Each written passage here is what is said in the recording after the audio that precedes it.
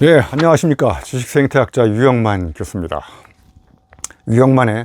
지식생태학자 유영만의 창의력 충전소. 자, 이번 시간에는요, 도대체 그러면 우리가 언어를 디자인해서 어떻게 나의 언어 수준을 레벨업 시킬 것인지, 그래서 지금과 다른 언어를 사용하기 위해서는 어떤 노력을 하면 좋은지, 이런 구체적인 방법에 대한 이야기를 해보도록 하겠습니다. 그래서 제가 사전, 죽기 전에, 죽을 사자, 전전자 있잖아요. 죽기 전에 우리가 써야 될 7가지 사전, 이런 이야기를 해볼까 합니다. 제가 말씀드리는 첫 번째, 여러분의 언어를 레벨업 시키는 첫 번째 사전은 뭐냐? 신념사전입니다. 신념사전은 뭐냐? 모든 국어사전에 있는 단어들을 나의 신념을 섞어가지고 재정의하는 겁니다. 정의가 바뀌면 여러분, 내가 정의한 대로 세상이 달라 보이는데, 여러분이 남이 정의한 세계의 단어를 그대로 공부하면 여러분은 그 사람이 정의한 세계 속으로 빨려 들어가서 그 사람의 사유체계에 종속될 수밖에 없는 거예요. 그러니까 나의 독립적 사유를 하기 위해서는 내가 나의 신념을 가지고 언어를 재정의, 그걸 전문용어로 재개념화 또는 재정의라고 합니다.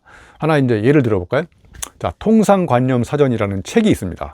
이 책에 바보의 정의가 이렇게 나와 있어요. 여러분, 바보는 국어사전에 지능이 부족한 사람, 이렇게 정의가 되어 있지만, 이 통상관념사전을 쓴 이 저자는 바보는 나와 같이 생각하지 않는 모든 사람, 이게 바보라는 거예요.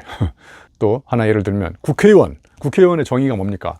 뭐 법을 만드는 사람? 이 사람은 그렇게 보지 않았어요. 국회의원은 하는 일 없이 수다 떠는 사람. 여러분, 국회의원들한테 경각심을 주기 위해서 이런 정의를 내린 거 아닙니까? 이렇게 신념사전은 누군가가 만드는 개념에다가 나의 체험적 열정과 뜻과 신념을 섞어가지고 내 방식으로 다시 정의를 내리는 거예요. 그때 내가 정의한 대로 세상은 달라 보인다.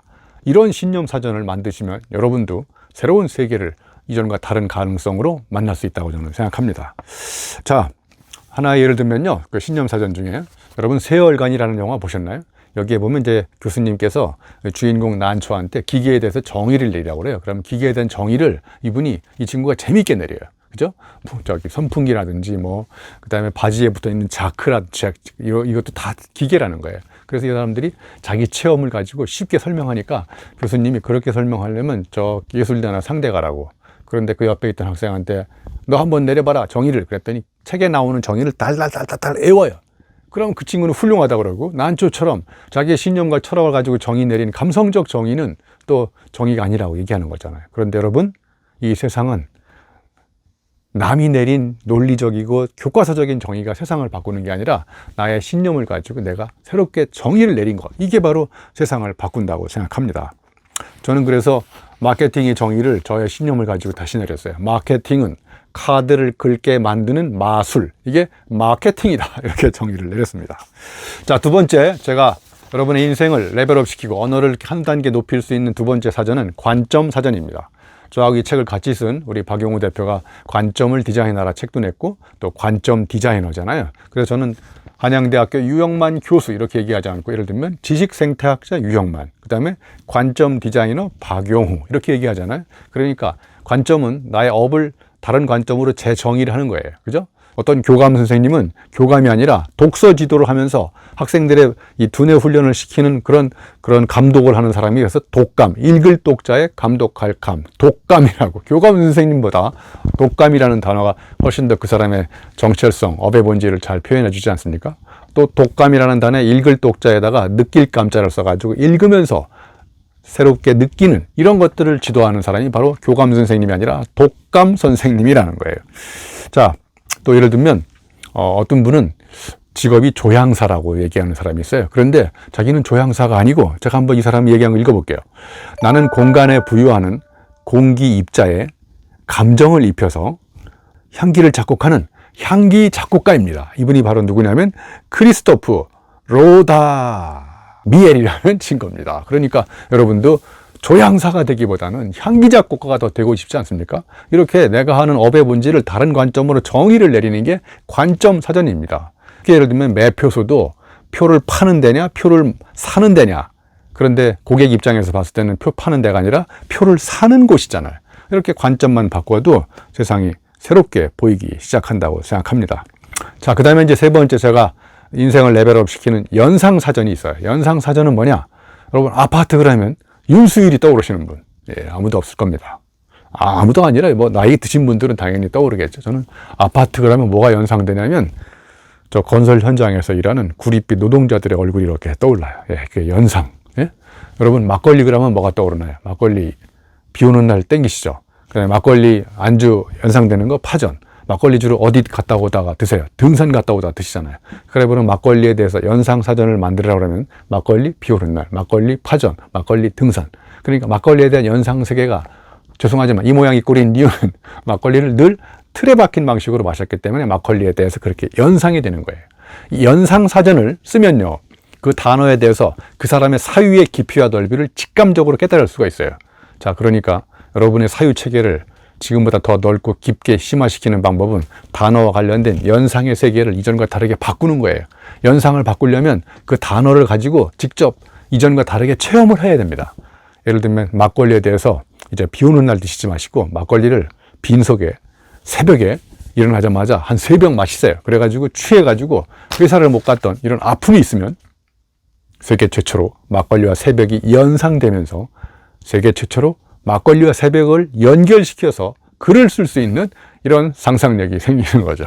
네, 그래서 연상사전도 한번 써보시면 내가 그 단어와 관련돼서 얼마나 경험의 깊이와 넓이가 미천한지를 아주 직감적으로 깨달을 수가 있습니다. 자, 이제 네 번째 제가 말씀드리고 싶은 언어를 레벨업 시키는 사전은 감성사전입니다. 감성사전이야말로 말 그대로 나의 느낌, 그 어떤 주관적인, 논리적으로, 객관적으로, 교과서적으로 사전에 정의를 내린 것이 아니라 바로 뭐냐면 내 느낌을 가지고 풍부하게 감성적으로 어떤 정서를 기반으로 해서 쓴 거예요.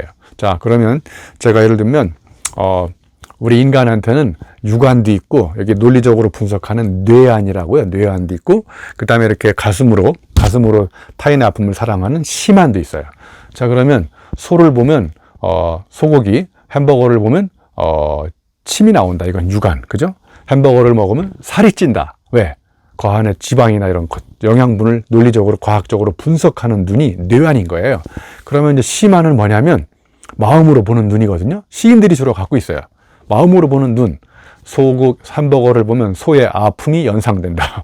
그게 바로 소에서 나온 거잖아요. 그러니까 소가 얼마나 저 소고기를 양산하기 위해서 고생을 했는데 사람들이 그 소고기를 햄버거로 만들어 먹으니까 그 바로 소고기에 담겨져 있는 소의 아픔이 연상된다는 거는 논리적으로 과학적으로 분석해서 나오는 눈이 아니라 마음속으로 바라보는 심안인 거죠. 심안. 그래서 이 심안이 발달하면 즉 역지사지 그리고 무라일체 다른 사람의 아픔을 나의 아픔처럼 공감하는 능력, 이런 데서 바로 저는 이제 심안이 생긴다고 생각하고 이렇게 우리 세상을 감성의 눈으로 바라보면 색다른 가능성이 저는 열린다고 생각합니다.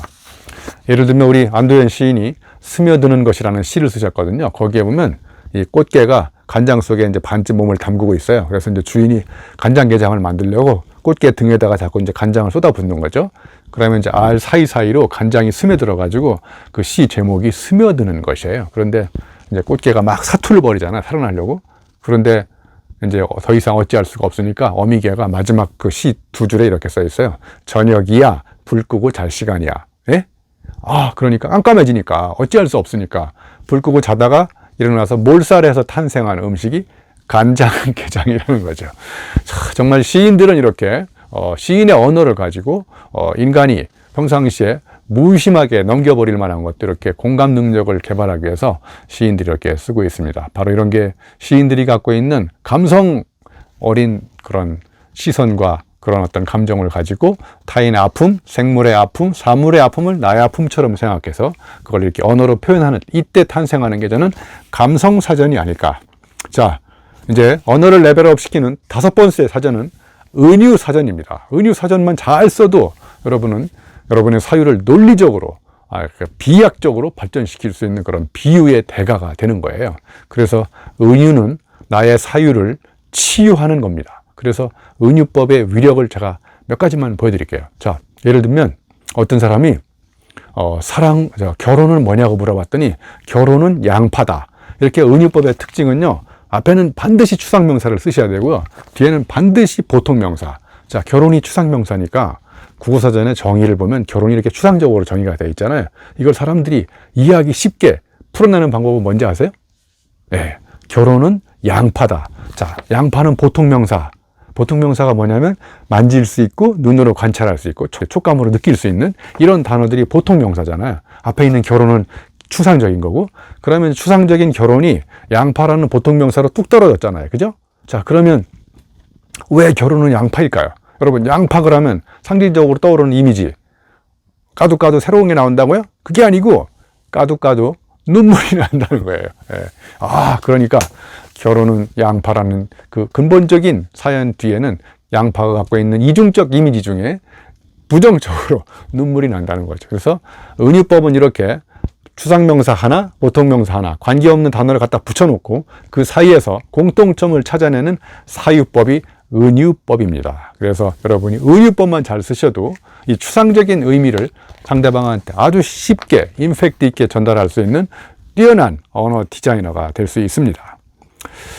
자, 그 다음에 이제 여섯 번째인가요? 어원사전이라고 있어요. 어원사전. 여러분, 우리말이나 한자를 보면, 영어를 보면 다 어원이 있거든요. 그 어원을 추적하면은 그 단어가 품고 있는 사연과 배경을 알 수 있고, 그래서 얘가 왜 이런 뜻을 갖게 됐는지를 아주 쉽게 이해할 수 있습니다.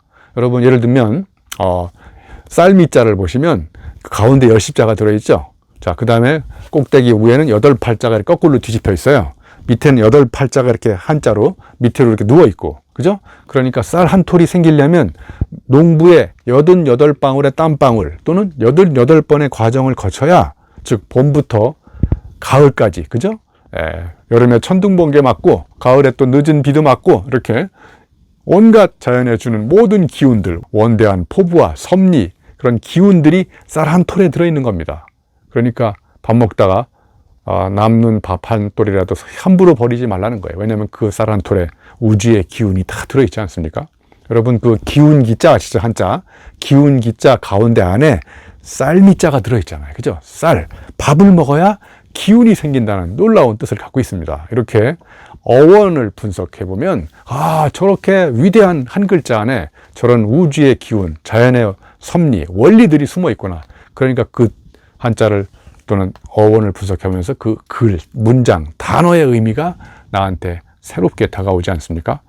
또 영어로 예를 들면 he, art 합치면 하트잖아요. 그죠? 하트는 뭔지 아세요? he, 그분이 주신 아트, 예술품이라는 거예요. 또는 together 봐보세요. together를 이렇게 잘라보면 to get her, 그녀를 to get, 얻기 위해서 together 하는 것이다. 이렇게 생각해 볼 수 재밌지 않습니까? 그러니까 여기서의 her은 나한테 직간접적으로 행복을 제공해주는 모든 사람, 그래서 고객이라고 생각하시면 고객과 투게더 하는 거죠. 그래서 고객의 가치를 높여주는 거, 이런 게 저는 어원사전이 갖고 있는 위력이라고 생각합니다. 자, 이제 제가 우리 언어를 레벨업 시키기 위해서 여러분이 사전, 죽기 전에 마지막에 써야 될 7번째 사전은 가치사전입니다. 자, 가치사전은 뭐냐?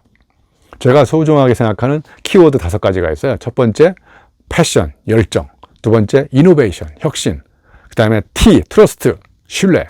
그 다음에 챌린지, 도전. 마지막, 해피니스. 이게 바로 뭐냐? 행복. 자, 그러면 저는 인생을 살 때 저 밤하늘의 별을 봅니다. 그럼 밤하늘의 별이 다 여러분이 추상명사라고 생각하시고, 저 무수히 많은 별 중에서 유독 나의 심장을 두드리는 단어 3개에서 5개를 꼽아라. 그럼 제가 꼽은 게 P, 패션, I, 이노베이션, T, 트러스트, C, 챌린지, H, 해피니스.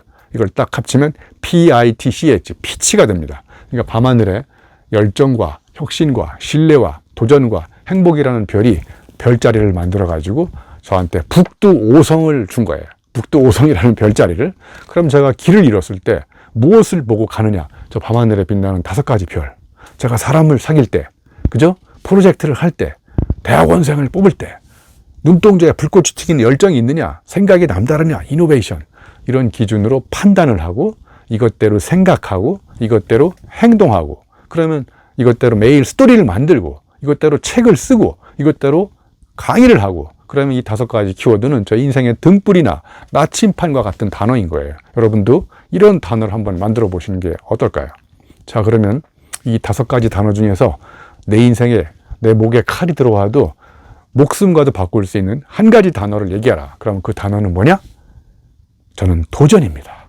이런 내 목에 칼이 들어와도 바꿀 수 없는 한 가지 단어를 영어로 파이널 버케뷰러리라고 그래요. 그냥 제가 파이널 바퀴벌레라고 번역하는데, 철학자 리처드 로티가 마지막 단어라는 걸 만든 거예요. 간디 그러면 비폭력, 체계바라 그러면 혁명, 이렇게 이 세상의 경지에 이르고 후세들한테 존경을 받는 사람들은 그 마지막 단어 한 가지를 가지고 마지막까지 그 단어를 위해서 목숨 걸고 세상을 향해서 헌신하고 봉사한 사람들이라는 거예요. 여러분도 그런 단어를 만드시면 어떨까요?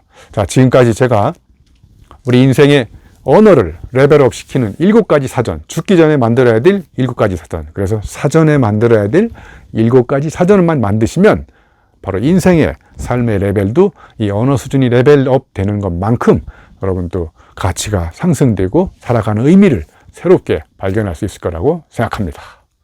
지금까지 지식생태학자 유영만의 창의력 충전소, 언어를 레벨업 시키는 7가지 사전에서 말씀드렸습니다. 여러분도 사전을 만드시고 여러분 행복하게 사시기 바랍니다. 자, 좋아요와 구독 꼭 눌러주시면 좋을 것 같습니다. 고맙습니다.